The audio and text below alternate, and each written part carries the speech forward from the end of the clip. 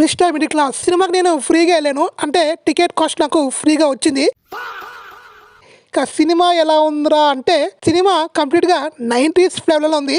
అంటే 90s కాలంలో సినిమాలు ఎలా ఉంటాయో ఆ రేంజ్లో ఉంది.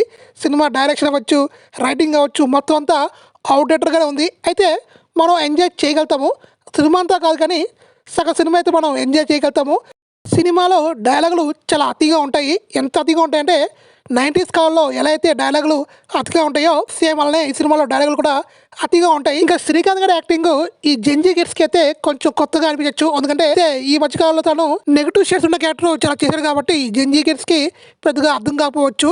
అయితే 90 కిడ్స్ అయితే డెఫినెట్గా శ్రీకాంత్ గారి కామెడీ టైమింగ్ మరొకసారి చూస్తారు. దేవుడి గెటప్లో రాజేంద్ర ప్రసాద్ గారు చాలా బాగున్నారు. నాకైతే చాలా బాగా అనిపించారు. ఇంకా రాజేంద్ర ప్రసాద్ గారి యాక్టింగ్ గురించి చెప్పక్కర్లేదు, చాలా బాగుంటుంది. ఇంకా 90 కిడ్స్ మాత్రమే ఒక 70% ఎంజాయ్ చేయగలుగుతారు. ఇంకా జెన్జీ కిడ్స్ మాత్రం ఎంజాయ్ చేసే అవకాశం అయితే నాకైతే అనిపించట్లేదు. ఇంకా నా రేటింగ్ అయితే 2/5. సినిమాకి మాత్రం ఒకసారి వెళ్ళి చూసి వచ్చేయండి.